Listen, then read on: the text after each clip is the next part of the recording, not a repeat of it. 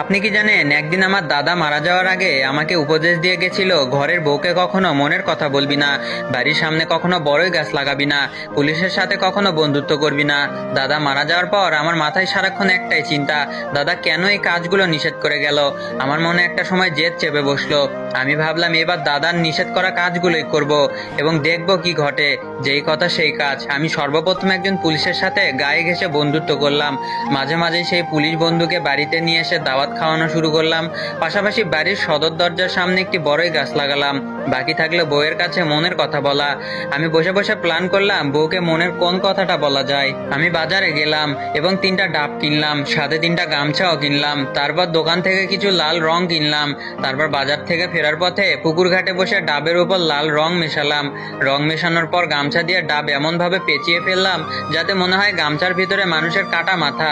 তারপর দৌড়াতে দৌড়াতে বাড়িতে এসে ঢং ধরে বউকে বললাম, আমি তো 3টা মানুষকে খুন করে ফেলেছি, তুমি এই কথা কাউকেই বলো না প্লিজ। তারপর আমি আর আমার বউ মিলে একটা গর্ত করলাম, সেই গর্তে 3টা মিথ্যা কাটা মাথা পুঁতে রাখলাম। তারপর অনেক দিন কেটে গেল, কোনো প্রকার সমস্যাই হলো না। আমি বসে বসে দাদার কথা ভাবছিলাম আর হাসছিলাম। শালা বুইরা, সবই তো বললাম, কিছুই তো হলো না। ধুরু বুইরা বেটা, সবকিছুই ঠিকঠাক যাচ্ছিল। ওই কাঠা মাথার ব্যাপারটা একসময় ভুলেই গেছিলাম।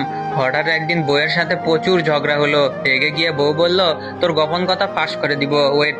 বউ তখন আমার পুলিশ বন্ধুকে ডাকলো। পুলিশ আসার পর আমার বউ সেই কাটা মাথার গর্তটা পুলিশকে দেখিয়ে দিল। গর্ত থেকে পুলিশ গামছা পেছানো 3টা মুন্ডু বের করলো। গামছা খুলে দেখা গেল 3টা ডাব। বউ তখন বলল, এখানে মানুষের মাথা ছিল। আমার স্বামী মাথা চেঞ্জ করে ডাব রাখছে।